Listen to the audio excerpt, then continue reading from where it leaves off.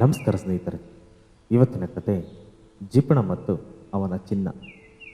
ಒಮ್ಮೆ ಒಬ್ಬ ಜಿಪಣನು ಸಣ್ಣ ಮನೆಯಲ್ಲಿ ವಾಸಿಸುತ್ತಿದ್ದನು. ಆ ಮನೆಯ ಸುತ್ತ ಒಂದು ಸುಂದರವಾದ ಉದ್ಯಾನವನವು ಹೊಂದಿತ್ತು. ಆ ಉದ್ಯಾನವನದಲ್ಲಿ ಜಿಪಣನು ತನ್ನ ಎಲ್ಲ ಚಿನ್ನದ ನಾಣ್ಯಗಳನ್ನು ಕೆಲವು ಕಲ್ಲುಗಳೊಂದಿಗೆ ಒಂದು ಗುಂಡಿಯಲ್ಲಿ ಬಚ್ಚಿಟ್ಟಿದ್ದನು.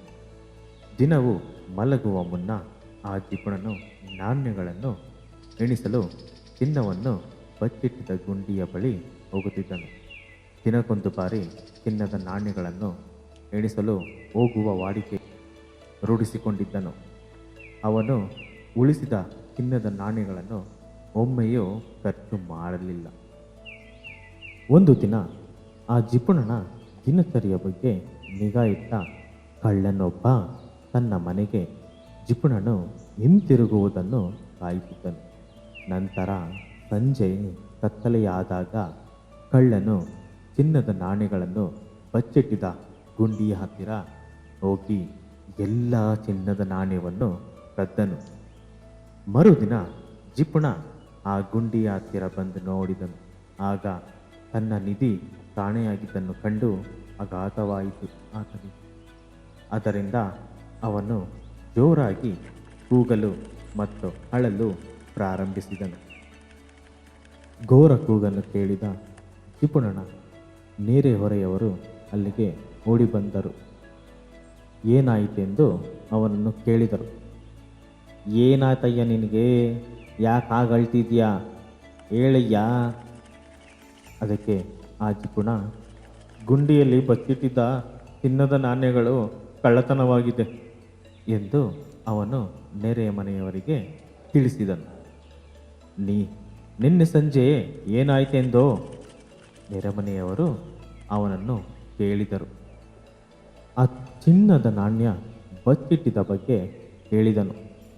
ನೀನು ಚಿನ್ನದ ನಾಣ್ಯಗಳನ್ನು ಮನೆಯೊಳಗೆ ಏಕೆ ಇಡಲಿಲ್ಲ? ನೀನು ಏನಾದರೂ ಖರೀದಿಸಬೇಕಾದಾಗ ಅದನ್ನು ತೆಗೆದುಕೊಳ್ಳಲು ನಿನಗೆ ಸುಲಭವಾಗುತ್ತಿತ್ತು ಮತ್ತು ಕಳ್ಳನಿಗೆ ಅದನ್ನು ಕದಿಯಲು ಕಷ್ಟವಾಗುತ್ತಿತ್ತು ಎಂದು ಹೇಳಿದರು. ಏನಾದರೂ ಖರೀದಿಸು. ಏನನ್ನು ಖರೀದಿ ಮಾಡಲಿ ಎಂದು ಜಿಪಣನು ಕೇಳಿದನು. ನಾನು ಚಿನ್ನದ ನಾಣ್ಯಗಳನ್ನು ಏನನ್ನೂ ಖರೀದಿಸಲು ಬಳಸಲಿಲ್ಲ ಮತ್ತು ನಾನು ಅದನ್ನು ಎಂದಿಗೂ ಖರ್ಚು ಮಾಡಲು ಹೋಗಲಿಲ್ಲ. ಇದನ್ನು ಕೇಳಿದ ನೆರೆಹೊರೆಯವರು ನಂಬಲಾಗದೆ ತಲೆದೂಗಿದರು. ಅವರು ಗುಂಡಿಯ ಕಡೆಗೆ ಕಲ್ಲನ್ನು ಎಸೆದು ಹೇಳಿದರು, ಹಾಗಿದ್ದರೆ ನೀನು ಬಹುಶಃ ಕಲ್ಲುಗಳನ್ನು ಉಳಿಸಬೇಕಾಗಿತ್ತು, ಏಕೆಂದರೆ ಅದು ನೀನು ಕಳೆದುಕೊಂಡ ಚಿನ್ನದ ನಾಣ್ಯಗಳಂತೆ ನಿಷ್ಪ್ರಯೋಜಕವಾಗಿದೆ ಎಂದು ಹೇಳಿ ಅಲ್ಲಿಂದ ಹೊರಟರು. ಇದರ ನೈತಿಕತೆ: ಒಂದು ಆಸ್ತಿಯು ಅದರ ಬಳಕೆಯಷ್ಟೇ ಯೋಗ್ಯವಾಗಿದೆ. ಮೇಲಿನ ಕಥೆಯಲ್ಲಿ ಜಿಪಣನ ಚಿನ್ನವು ನಿಷ್ಪ್ರಯೋಜಕವಾಗಿದೆ, ಏಕೆಂದರೆ ಅವನು ಅದನ್ನು ಎಂದಿಗೂ ಖರ್ಚು ಮಾಡಲು ಅಥವಾ ಯಾವುದಕ್ಕೂ ಬಳಸುವುದಿಲ್ಲ. ಅವನು ತನ್ನ ಸಂಪತ್ತನ್ನು ಮಾತ್ರ ನೋಡುತ್ತಿದ್ದನು ಮತ್ತು ಅವನ ಲಾಭದ ಬಗ್ಗೆ ಸಂತೋಷ ಪಡುತ್ತಿದ್ದನು. ತನ್ನ ಚಿನ್ನವನ್ನು ಕಳೆದುಕೊಂಡ ನಂತರವೂ ಅದನ್ನು ಖರ್ಚು ಮಾಡುವ ಉದ್ದೇಶವಿಲ್ಲ ಎಂದು ಅವನು ಹೇಳಿದನು. ಆದ್ದರಿಂದ ಅವನ ಸಂಪತ್ತು ಯಾವುದೇ ಮೌಲ್ಯವನ್ನು ಹೊಂದಿರದ ಕಲ್ಲುಗಳಂತೆಯೇ ನಿಷ್ಪ್ರಯೋಜಕವಾಗಿದೆ. ಮಕ್ಕಳು ತಮ್ಮ ನಿಜ ಜೀವನದಲ್ಲಿ ಕಥೆಯ ನೈತಿಕತೆಯನ್ನು ಹೇಗೆ ಅನ್ವಯಿಸಬಹುದು?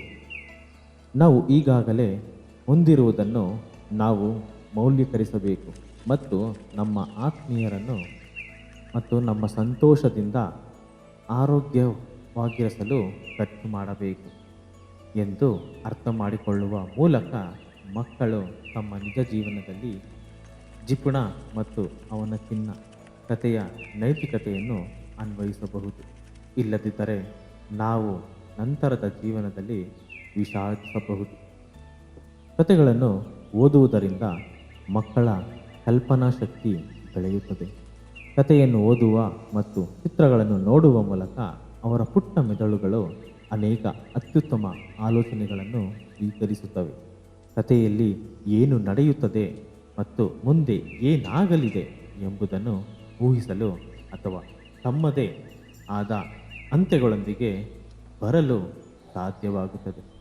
ಸೊ ಸ್ನೇಹಿತರೆ, ಈ ಕಥೆ ಇಲ್ಲಿಗೆ ಮುಗಿಯುತ್ತದೆ.